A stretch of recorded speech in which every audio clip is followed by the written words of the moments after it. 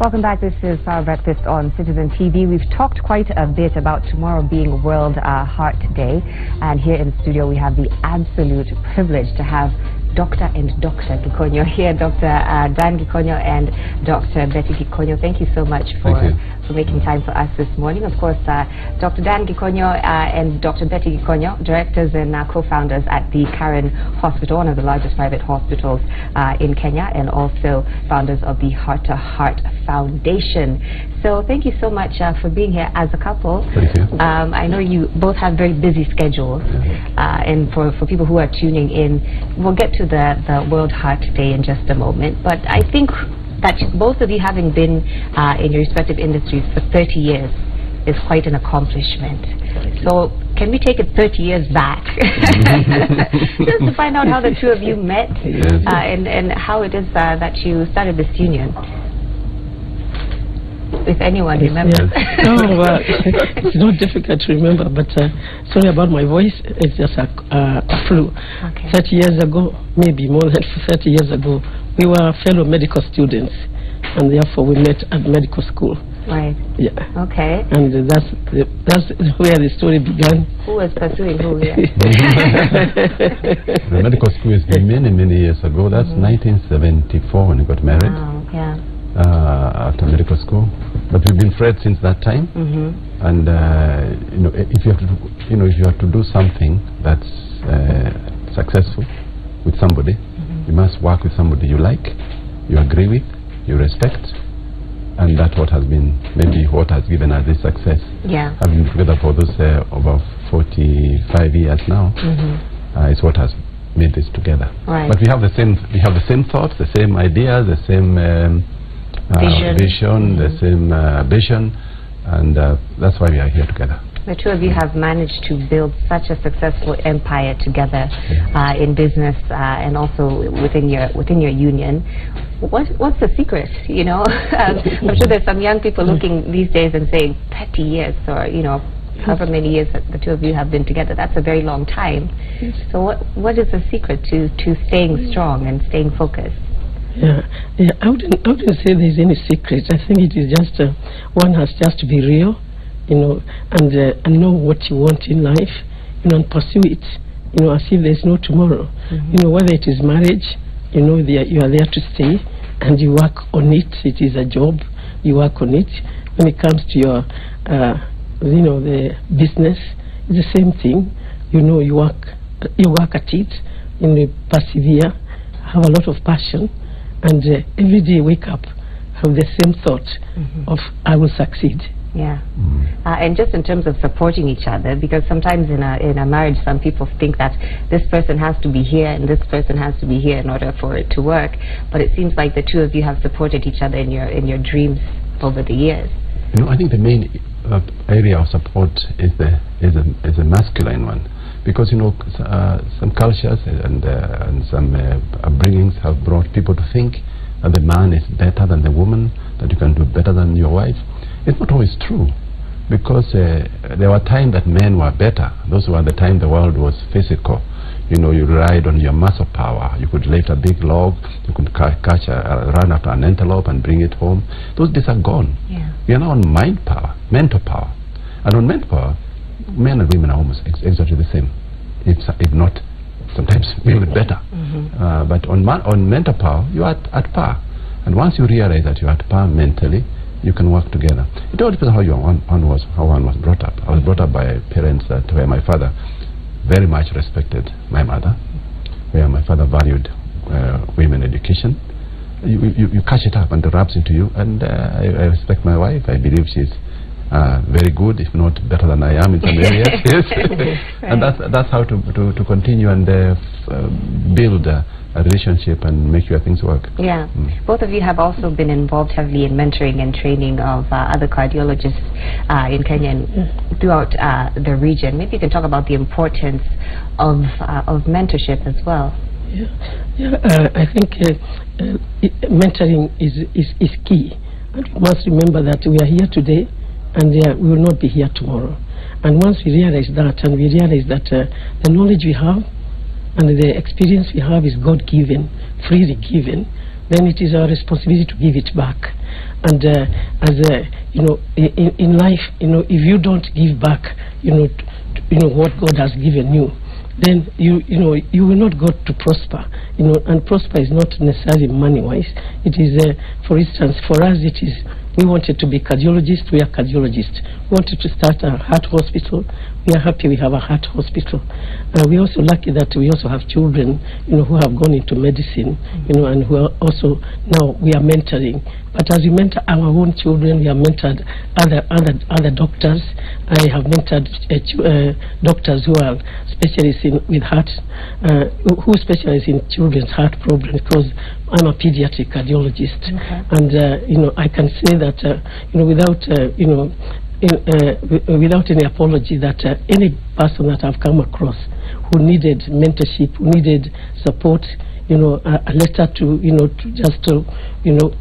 write to and recommend them for training, I have done that, and I'm happy that today that they are studying on their own and practicing. The same thing with Dan, he can say the same, and then a lot of cardiologists who are in this town and even in East Africa, have passed through our hands, through practical training, not at the university, but at the hospital, and that's what it really matters. Doctors are trained, are hands-on. So the other bit that I just wanted to mention on your earlier question is being complementary to each other. Our success has also been driven by the fact that we complement each other in different ways.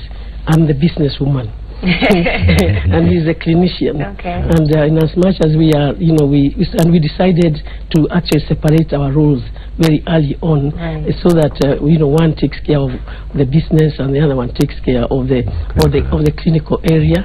But at the same time, when it comes to children, we take care of both. That had to be shared, because the responsibilities of doctors are such that it's 24 hours. So that has always been shared. And as we go along and as you grow older, you become wiser. And with that, then you have more to offer the people whom we are mentoring. We have 450 staff right now, full time, and 120 part time, meaning that we have over 570 people we are mentoring. And we believe that those who mentor others. So going ahead, and I encourage every doctor, you must not die with your knowledge. You must pass it on. As you know, Karen Hospital, we are continuing training. We are now have a training nursing school. We are training nurses. We have been incorporated by the Ministry of Health to train interns. We are an internship center now for Ministry of Health. At the Karen Hospital also, we take in postgraduate students for rotations. And much more important, as Betty has said, we are continuing to train cardiologists, cardiac technicians, cardiac nurses in our institution. In fact, we are now in the process of trying to get some association with the university, whereby our training program can be accredited by a university, and we are in discussion with Kenyatta University, so we can have this accreditation done locally, that people can do full training in cardiology or cardiac technology at the Karen Hospital and be certified as professionals in that regard. That's incredibly commendable to just keep passing on the knowledge, as you said. So let's talk about our World Heart Day, marked on the 29th of September, which is tomorrow, about raising awareness about cardiovascular disease. So how, tell us how this is observed here in Kenya and around the world. The World Heart Day is an annual event of the World Heart Federation, and it's basically to create awareness about heart diseases and the simple things that you can do, to just ensure that your heart is healthy and that you actually prevent heart disease. Simple things like eating well, not smoking, exercising, and having regular medical checkups. So for us, that's exactly what we have decided to do at the Karen Hospital, to have programs that are, I would say countrywide, because we have 11 centers. We call them satellites, but they are branches, all the way from Meru to Nakuru, Kitengela, Gong, and Naivasha, amongst others.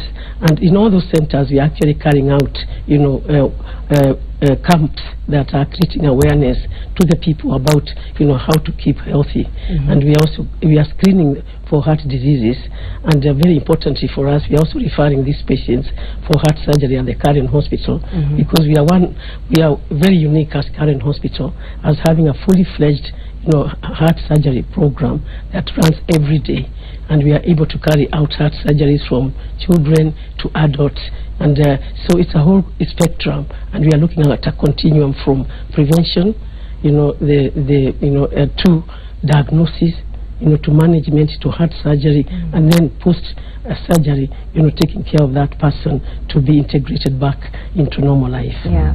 When you take a snapshot of Kenya as a country, what does it look like? How is this disease on the rise? Heart disease, is it something that we're well aware of? I mean, how do we rate as a country?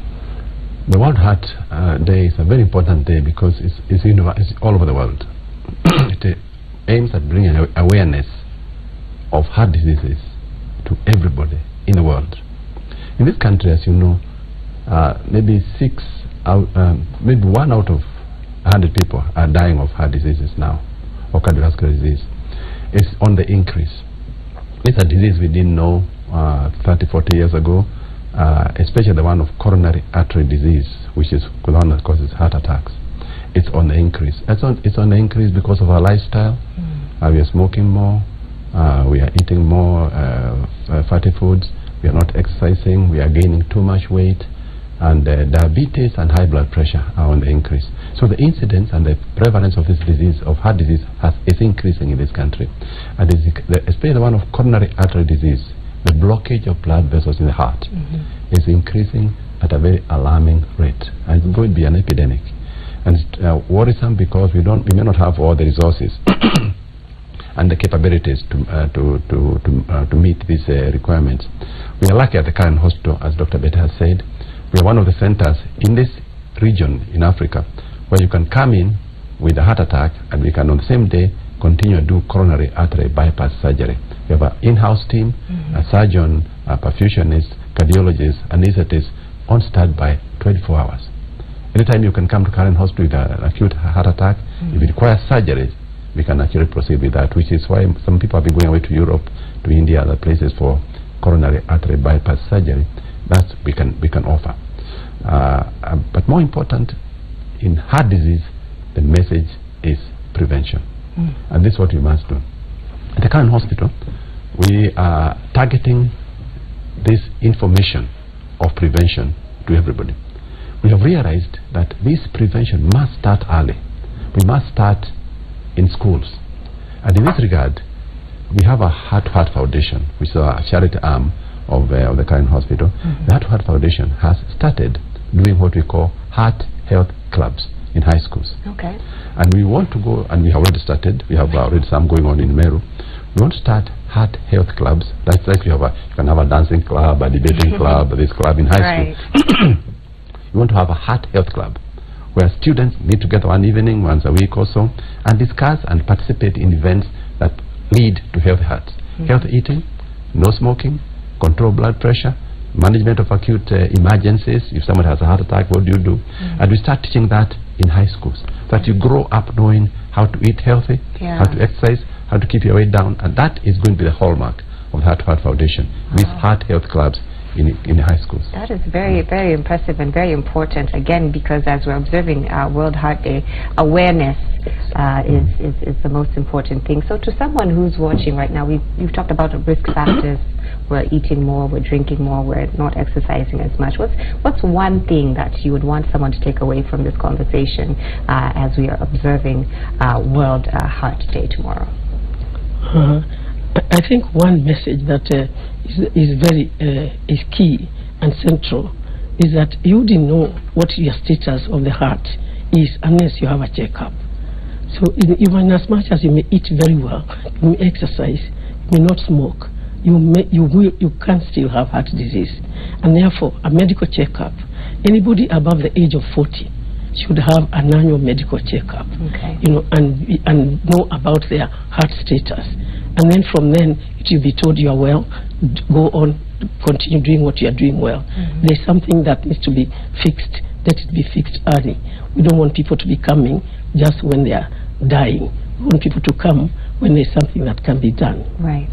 All right. And no, as long as you remember, KWS is not wildlife. Okay. Keep walking, stop smoking. If you remember that, keep walking, stop smoking. If you go to a building, please take the stairs. Don't take that elevator.